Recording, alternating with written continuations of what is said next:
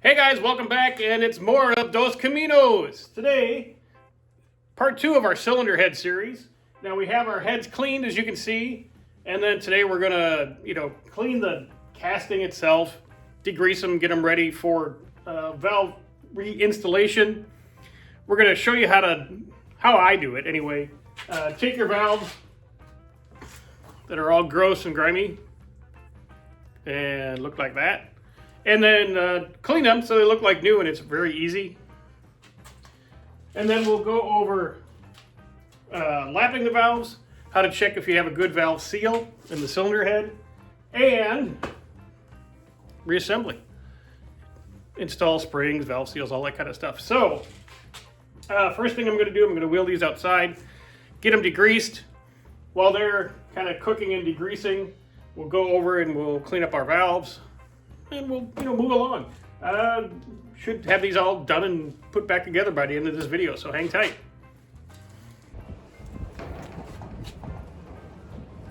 More of this stuff.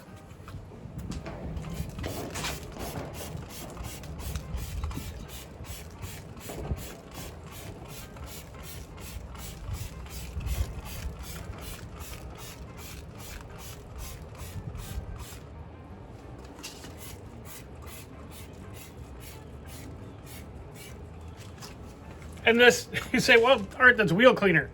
It's got heavier acids in it. You follow that up with some regular degreaser, and it works fantastic.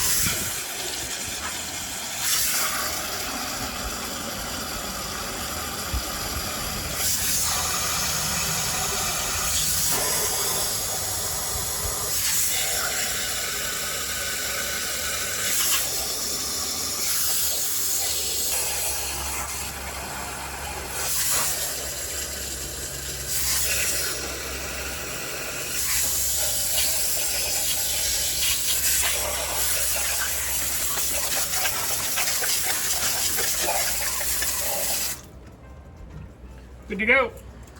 Okay guys, time to clean the valves. And what you have here is your basic 101 drill press.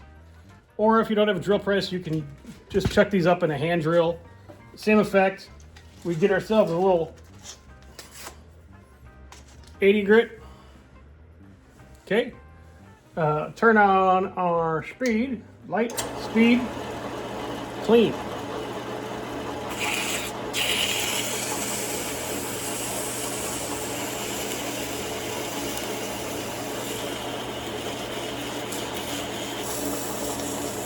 And you kind of do this until you can see all metal on the valve itself. Let me get a little closer for you.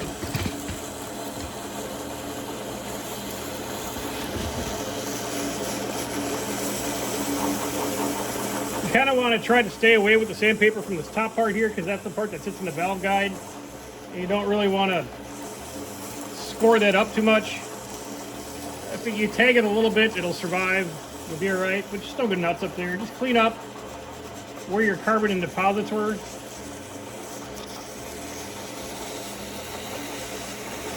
And again, 80 grit is perfect for this. You can use whatever grit you see fit. But within, what's it been? A minute?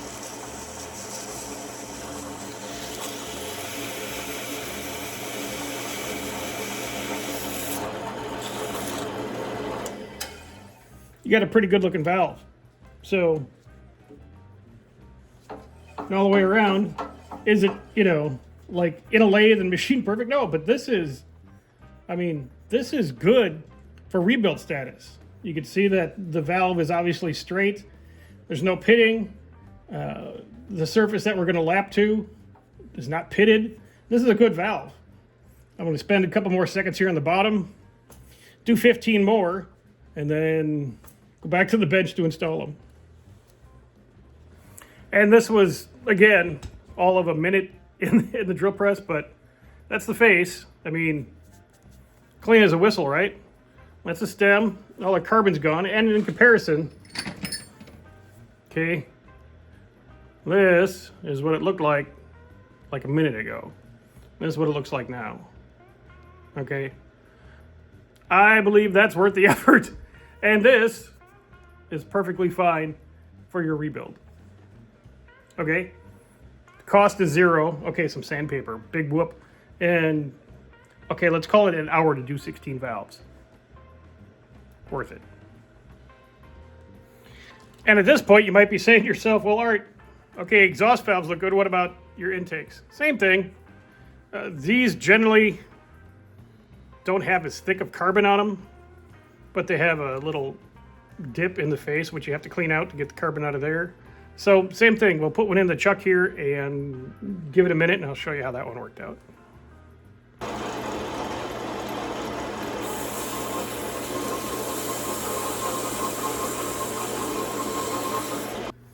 And after about a minute, maybe a little longer, minute and a half. We'll be fair, say a minute and a half. A nice clean surface. All right, so no carbon, nothing to, cause detonation. Stem's nice and clean, shiny. Ooh, see? Very nice, very nice, very nice. Oop, there's the camera, there it is, very nice. That's a 100% rebuildable valve. And again, guys, this is not a 1,000 horsepower nitro burning. It's a 200 horsepower 305, okay? That's fine. So, and again, this just costs you a little bit of time. Again, with the whole budget theme, we are going to get this vehicle done and on the road and driving reliably with air conditioning and headlights and everything else like that for $2,000. This is just some of the steps we have to do. So let me finish the other 15. No, we already did the exhaust valves, Art. Let me do the other 7 intakes, and then we'll go back to the bench and install them on the head. All right, so if you're following along, we have our valves all cleaned up, ready to go. This is just one of the exhaust valves. Looks nice, right? Okay, this was free to do. And you have, let me bring this down here, our cleaned up cylinder heads. Okay. Now what we need to do is we need to mate the surface of this valve, that part right there, that part right there, that bevel, to the corresponding bevel in the cylinder head. How do we do this? Some valve grinding compound or valve lapping compound, and we get a little oil and we get a hand drill. And then first things first, because you clean the heads and you know that they're clean and this is all cleaned out and everything's great there, the valve you were just sanding on, so you want to make sure that you wipe that valve off, see? Get any kind of grit, any kind of weirdness off of it, make it nice and shiny. See how the nice clean towel is now dirty from this valve that was supposedly clean? Get a little oil. All right.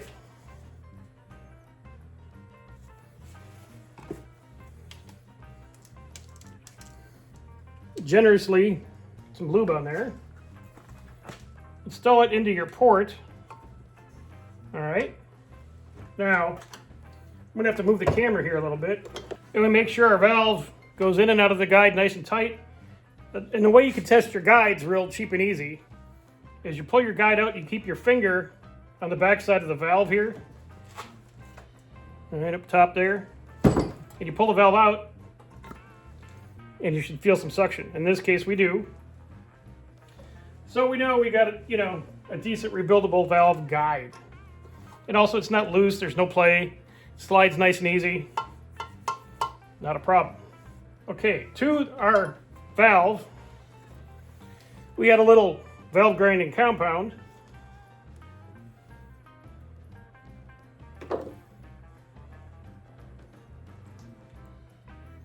Like so. And this is probably a lot just for demonstration purposes.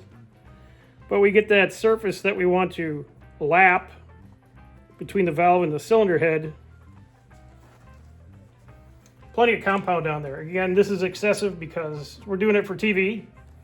Then we install our valve. Now there's a bunch of ways to do this. You can do this by hand. You can get one of them little rototool tilly thingy hand job deals. Or you can use a drill. I like to use a drill on it because it's quick and easy. And you run your drill while pressing on the valve face itself into the cylinder head while the valve is spinning.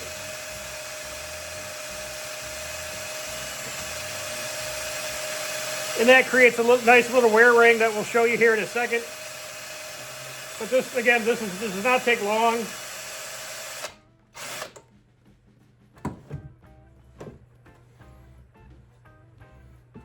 We take our valve out, the cleaner valve.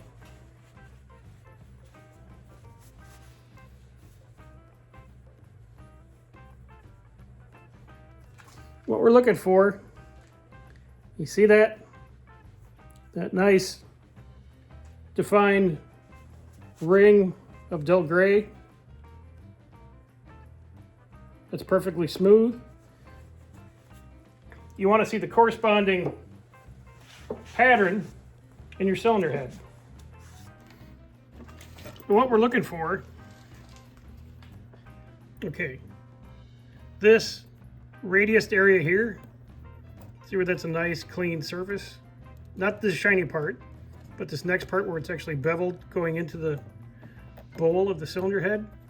This surface here, all right, all the way around, see, nice and flat and smooth, is where your valve comes in contact with that surface right there. And the two go together to form a perfect seal, perfect mechanical metal seal. Now, once we assemble these, we'll go ahead and leak check these. We'll add some alcohol to the chambers and see if we get any seepage. But that's what you have to do to lap your valves. All right, 1 out of 16 valves is now lapped. Let me do this one cylinder head, get all the valves lapped, and then we'll come back and we'll do our springs and seals. All right, you've come this far.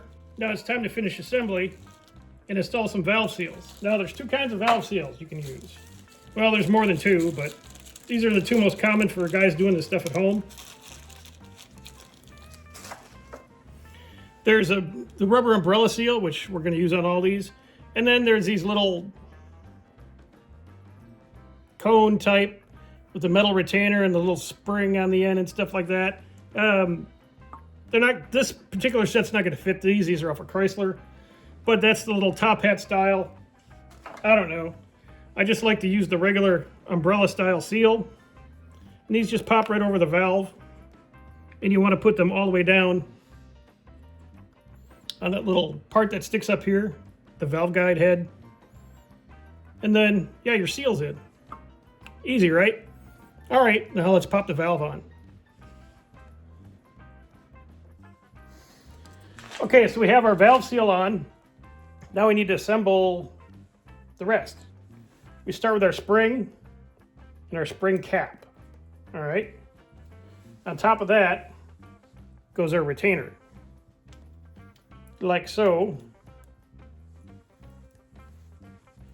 And you do your best. Hold that in place while you grab your valve spring compressor tool. And once you get a little tension on it, you want to make sure you're centering the valve stem with the opening in the retainer, and you just compress, and that's gonna leave enough gap on the end, and let me move this over here a little bit, to install your keepers. All right, trick to that, take a little grease or a lot of grease, put it on the end of the valve, and you can be pretty liberal here, it doesn't hurt anything. But the purpose of that is to keep these little dudes in place while you're releasing the tension on the valve. Now these are cone shaped, They're thicker at the top and thinner at the bottom. So they install with the thick part up to the sky and the thin part down to the cylinder head. And you kind of put it in there and you can kind of feel it when it sits in that ridge of the valve stem. Okay, you get those both in place.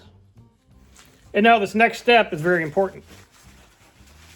Before you just go releasing this and moving on to the next valve, you want to have your hand here, because if you release these and the retainer just happens to catch one of these keepers and poing, flings it, it's going to leave the chat at about 700 miles an hour. Somewhere in your shop, you're never going to find it, and it's going to ruin your day. So once you have this all done, keep your hand here, just release tension, real nice and easy, and you're done. Your valve is installed in your cylinder head. You did it. Good job. You could follow along these steps and rinse and repeat, rinse and repeat, rinse and repeat for each cylinder. Easy, right? You can do this. And once we're all done, like we said, we'll come back. Once we get these all done, we'll put some alcohol in the cylinders, in the ports rather, and check to make sure we got a good seal. We don't get any seepage. We should be good to go. There you go. And that's where we're going to end this one, guys. Cylinder head rebuilt. Everything looks good. And your cost is nearly zero. The valve seals, they're cheap enough. Sandpaper, cleaning, some degreaser, a little sandpaper, a little time. If you take the time to do your porting and your cleaning, you're maybe going to have a day into this, a full 8-hour day, but you saved yourself a buttload of money. And this is how you're able to pull a car out of the woods and make it a daily driver for $2,000 by doing all the work yourself. Appreciate each and every one of you guys. Go ahead and do all the YouTube stuff for me, because it really does help out the channel.